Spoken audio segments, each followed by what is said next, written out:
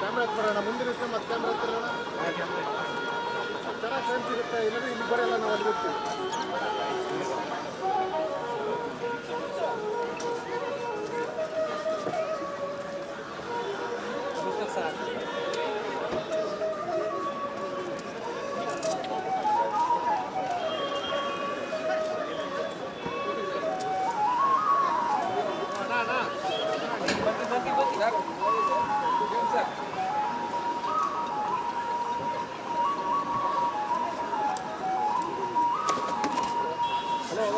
Sir ಸ್ವಲ್ಪ side side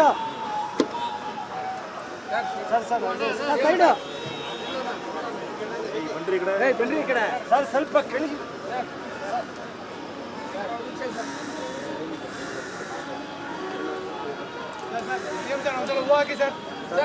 sir sir sir sir ಒಂದು ನಿಮಿಷ ಸರ್ ಸ್ವಲ್ಪ ಹಿಂದೆ ಬರಬೇಕು ಈ sir sir sir CM sir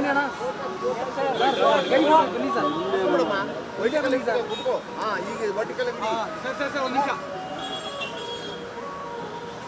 sir ಒಂದು ನಿಮಿಷ ಸರ್ ಸರ್ ಸೈಡ್ ಅಲ್ಲಿ ಕಾಣಲ್ಲ ಸರ್ ಸ್ವಲ್ಪ ಈ ಕಡೆ ಸರ್ ಸೈಡ್ ಬನ್ನಿ ಬನ್ನಿ ಬನ್ನಿ ಸರ್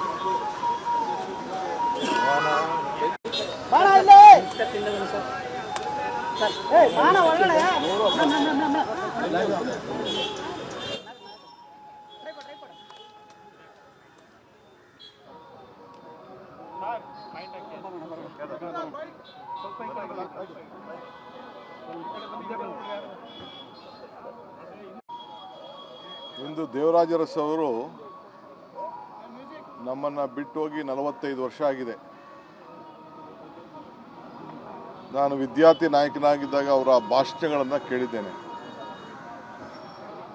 ಅವರ ಕೊನೆಯ ಭಾಷಣ ಕೂಡ ರಾಜೀನಾಮೆ ಕೊಟ್ಟಂಥ ಸಂದರ್ಭದಲ್ಲಿ ಸುಭಾಷ್ ನಗರ ಮೈದಾನದಲ್ಲಿ ಅವ್ರು ಮಾಡಿದಂಥ ಭಾಷಣ ಇನ್ನು ನನಗೆ ಕಿವಿಗೆ ಇಂಪಾಗಿ ಉಳಿದಿದೆ. ಯಾವ ಭಾವನೆ ಇಟ್ಟು ರಾಜಕಾರಣ ಅಧಿಕಾರ ಯಾವ ರೀತಿ ಇರ್ತದೆ ಅಂತ ಅನೇಕ ವಿಚಾರಗಳನ್ನು ಅವರು ಅವತ್ತು ಮಾತಾಡಿದ್ರು. 100 ವರ್ಷ ಆದರೂ ಕೂಡ ಅವರ ಸಾಧನೆಗಳು ಅವ್ರು ಇಲ್ಲದೆ ಹೋದರೂ ಕೂಡ ಜೀವಂತವಾಗಿ ಬದುಕಿರ್ತವೆ.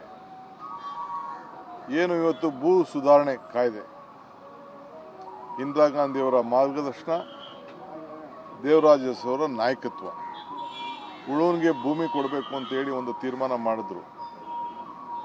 ಅದು ಇಡೀ ದೇಶಕ್ಕೆ ಒಂದು ದೊಡ್ಡ ಮಾದರಿ. ಆ ಕಾರ್ಯಕ್ರಮ ಅಷ್ಟು ಅಚ್ಚುಕಟ್ಟಾಗಿ ನಡ್ಕೊಂಡು ಬಂದಂಥ ಒಬ್ಬ ಧೀಮಂತ ನಾಯಕ. ಅರಸು ಕುಟುಂಬಕ್ಕೆ ಸೇರಿದ್ರು ಕೂಡ ಎಲ್ಲ ಜನಾಂಗವನ್ನು ಬೆಳೆಸಿ ಹಿಂದುಳಿದ ವರ್ಗದ ನಾಯಕರುಗಳ ಒಂದು ವಿಶೇಷವಾದಂಥ ಕಾಳಜಿಯನ್ನು ಇಟ್ಟು ಅವರ ಬೆಳೆಸಬೇಕು, ರಾಜಕೀಯವಾಗಿ ಆರ್ಥಿಕವಾಗಿ ಶಿಕ್ಷಣವಾಗಿ ಬೆಳೆಸಬೇಕು ಅಂತೇಳಿ ಮಾಡಿದಂಥ ಕಾರ್ಯಕ್ರಮವನ್ನು ಕೂಡ ಇವತ್ತು ನಾವ್ಯಾರೂ ಕೂಡ ಮರೀಲಿಕ್ಕೆ ಸಾಧ್ಯ ಆಗ್ತಿಲ್ಲ. ಸೊ ದೊಡ್ಡ ಅಡಿಪಾಯವನ್ನೇ ಹಾಕಿದ್ದಾರೆ. ಆವತ್ತಿನ ಕಾಲದಲ್ಲಿ ಎಲೆಕ್ಟ್ರಾನಿಕ್ ಸಿಟಿ, ವೀರಪ್ಪ ಮೊಯ್ಲಿಯವರು ಡೆಪ್ಟಿ ಮಿನಿಸ್ಟರ್ ಆಗಿದ್ದರು, ಎಸ್ ಎಂ ಕೃಷ್ಣರವರು ಕ್ಯಾಬಿನೆಟ್ ಮಿನಿಸ್ಟರ್ ಆಗಿದ್ದರು. ಇವತ್ತೇನು ಎಲೆಕ್ಟ್ರಾನಿಕ್ ಸಿಟಿ ಇದೆ ಅದಕ್ಕೆ ಮೂಲ ಅಡಿಪಾಯ ಆಗ್ತಂಥ ಒಬ್ಬ ಧೀಮಂತ ನಾಯಕ ಎಲೆಕ್ಟ್ರಾನಿಕ್ ಸಿಟಿಗೆ. ಹಂಗೆ ಒಂದು ರೈತಗೊಬ್ಬರಿಗೆ ಅಲ್ಲ, ಆವತ್ತಿನ ಕಾಲದಲ್ಲೇ ನಮ್ಮ ರಾಜ್ಯದಲ್ಲಿ ಎಲೆಕ್ಟ್ರಾನಿಕ್ ಸಿಟಿ ಬರಬೇಕು ಅಂಥೇಳಿ ಇವತ್ತು ದೊಡ್ಡ ತೀರ್ಮಾನವನ್ನು ತೆಗೆದುಕೊಂಡಿದ್ದವರು. ಶಿಸ್ತು, ಸಾಕ್ಷಿಗುಡ್ಡೆ, ತ್ಯಾಗ ಎಲ್ಲನೂ ಕೂಡ ಒಟ್ಟು ತೆಗೆದುಕೊಂಡು ಹೋಗುವಂಥದ್ದೆಲ್ಲ ಕೂಡ ಇವತ್ತು ಮಾಡಿದ್ದನ್ನ ನಾವೆಲ್ಲ ಕೂಡ ಉಳಿಸ್ಕೊಂಡು ಬೆಳೆಸ್ಕೊಂಡು ಹೋಗ್ತಾ ಇದ್ದೇವೆ. ಸೊ ಭಾಳ ಸಂತೋಷ ಆಯಿತು. ನಾನು ಅಧಿಕಾರ ತೆಗೆದುಕೊಂಡಂಥ 3ನೇ ದಿನದಲ್ಲಿ ನಾನು ಎಲ್ಲರಿಗೂ ಮೊನ್ನೆ ಬಂದು ನಾನು ಅವರ ಇದಕ್ಕೆ ಒಂದು ಪ್ರತಿಮೆಗೆ ಪುತ್ಥಳಿಗೆ ನಾನು ಗೌರವನ ಸಲ್ಲಿಸಿ ಹೋದೆ. ಬಟ್ ಇವತ್ತು ಮೊದಲನೇ ಅವ್ರನ್ನ ಸ್ಮರಿಸ್ಕೊಳ್ಳೋಂಥ ಕೆಲಸ ಇವತ್ತು ನಮಗೆಲ್ಲ ಅವಕಾಶ ಸಿಕ್ಕಿದೆ.